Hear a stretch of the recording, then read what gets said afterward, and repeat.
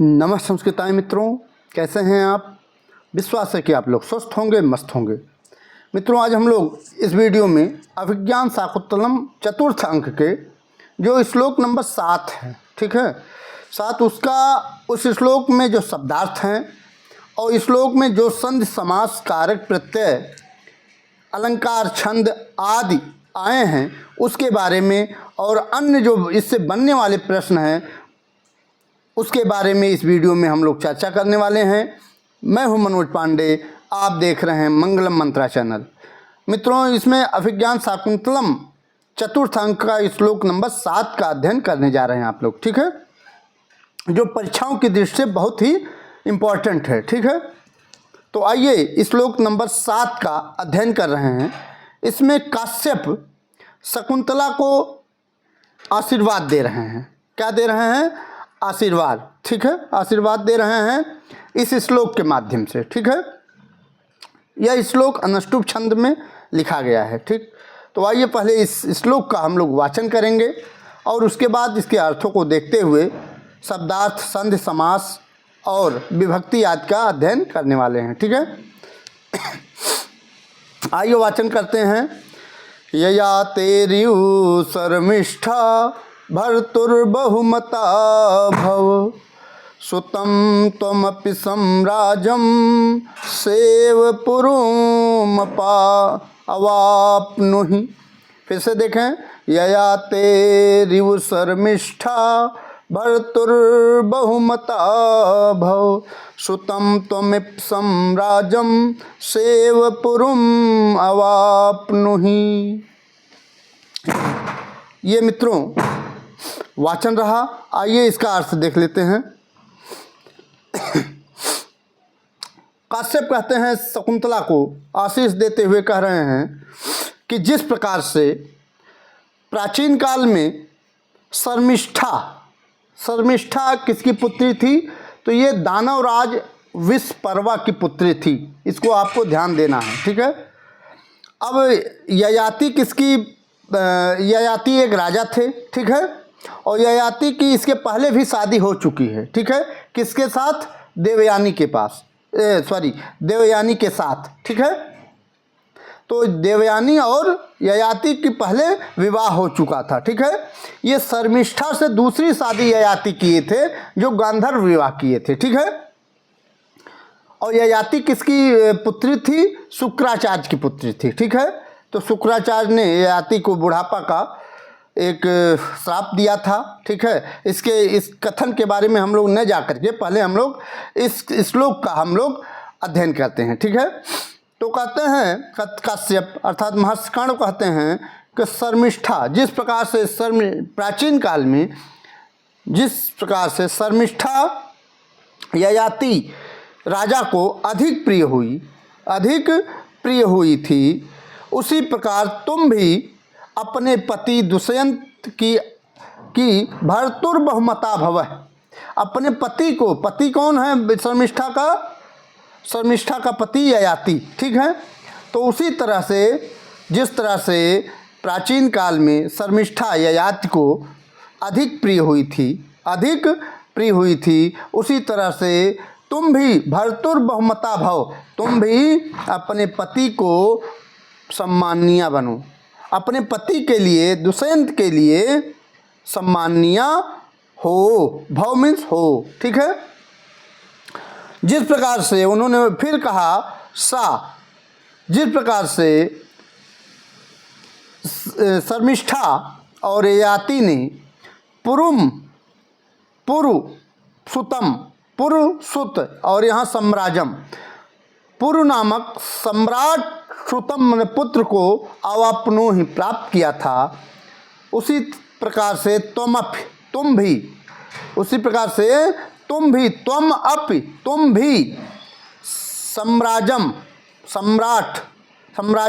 सम्राज श्रुतम पुत्र को अवाप्नु ही प्राप्त करो।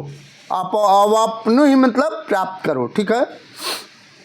कहने का अर्थ है कि यहाँ काश्यप जो महर्षि कर्ण हैं वो शकुंतला को आशीष दे रहे हैं। क्या दे रहे हैं? आशीर्वाद दे रहे हैं कि जिस प्रकार प्राचीन काल में शर्मिष्ठा ययाति राजा को अधिक प्रिय हुई, उसी प्रकार तुम भी अपने पति भर्तृ बहुमता भव, अपने पति दुष्यंत की अधिक सम्माननीय प्रियतमा हो। ठीक है, अर्थात वह जो पति है दुष्यंत, वह तुमको खूब माने। ठीक है, और फिर बताते हैं जिस प्रकार उस शर्मिष्ठा ययाति ने ययात से सम्राट पुरपुत्र को प्राप्त किया।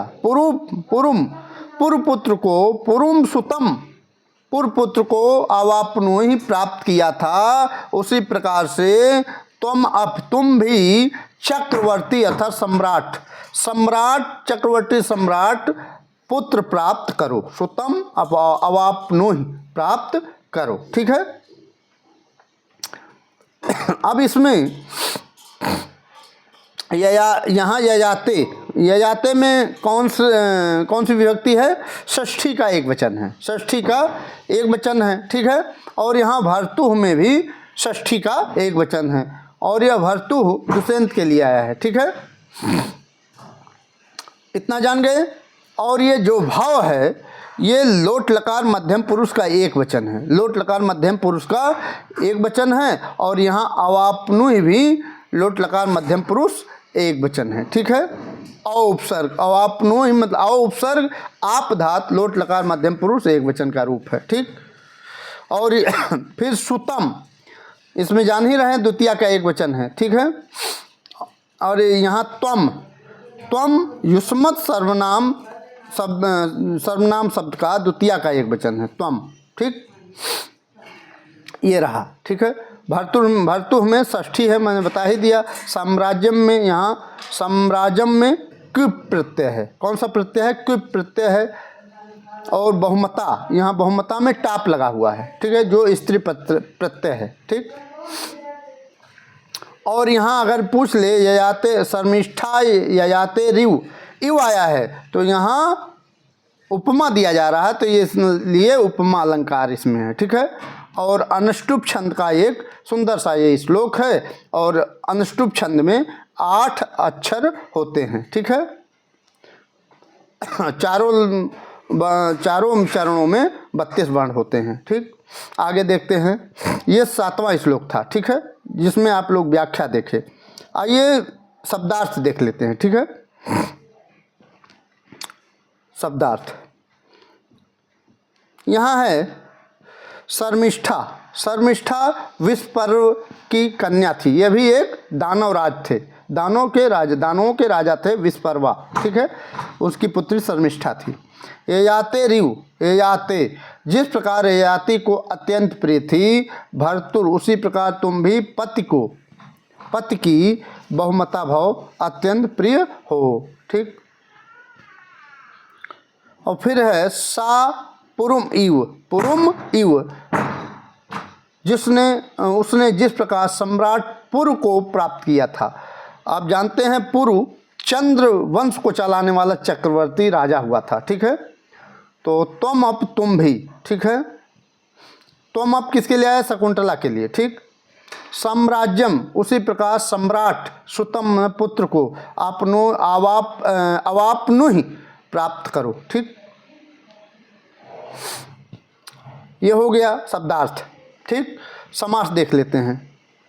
बहुमता में बहु अधिकम यथा स्यात् तथा मता, तो बहुमता सुपसुपा समास है, इसमें केवल समास है। ठीक है, प्रत्यय देख लेते हैं। सम्राजम। ठीक है, सम्यक राजनीति इति, तो साम्राज्यम में सम उपसर्ग राजधातु और क्विप प्रत्यय लगाते हैं जब, तो साम्राज्यम बनेगा। ठीक, बहुमता बहु मन धातु और तय प्रत्यय के साथ स्त्री प्रत्यय टाप लगाएंगे तो बहुमता बनेगा। ठीक, विभक्ति आपको बता ही दिए हैं, तो विभक्ति यहाँ भी देख लिए। ययाते षष्ठी विभक्ति एक वचन है। भर्तुह में कर्तस्य च वर्तमाने सूत्र से षष्ठी विभक्ति एक वचन है। भव भूधात लोट लकार मध्यम पुरुष का एक वचन है। ठीक है, यहाँ सुतम द्वितीया विभक्ति का एक वचन है और त्वम युष्मत् सर्वनाम शब्द का प्रथमा विभक्ति का एक वचन है। अवाप्नुहि अ उपसर्ग आप धात लोट लकार का मध्यम पुरुष का एक वचन है। ठीक, छंद देख लेते हैं। तो छंद अनुष्टुप है। श्लोक का वाचन कर लेते हैं। तो श्लोके षष्ठम गुरुगेयम सर्वत्र लघु पंचमम द्विचतुष्पादयो ह्रस्वम सप्तम दीर्घमन्यो। तो अनुष्टुप छंद के प्रत्येक चरण में 8 अक्षर होते हैं। चारों चरणों में कुल मिलाकर के 8 गुणे 4 करेंगे तो 8 चौक 32 वर्ण हो जाएंगे। ठीक है, और ये लक्षण रहा जो आप ऊपर मैंने गायन किया। तो इसका जो अर्थ होगा, तो जिस छंद के चारों चरणों में 5वां वर्ण लघु अर्थात ह्रस्व और छठा अक्षर गुरु अर्थात दीर्घ हो, पहले और तीसरे चरण में 7वां वर्ण क्या हो, दीर्घ अर्थात गुरु हो, तथा दूसरे एवं चौथे चरण में 7वां अक्षर क्या हो, ह्रस्व हो अर्थात लघु हो, उस छंद को हम अनुष्टुप छंद कहते हैं। और अनुष्टुप छंद का एक नाम श्लोक भी है। ठीक है, श्लोक छंद। ठीक है,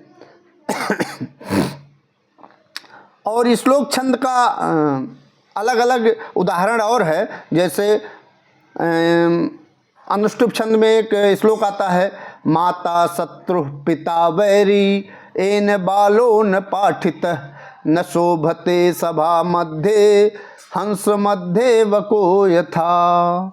ये भी अनुष्टुप छंद का एक सुंदर सा उदाहरण है। ठीक है, आगे देखते हैं। तो यहाँ छंद हो गया, अलंकार देख लेते हैं।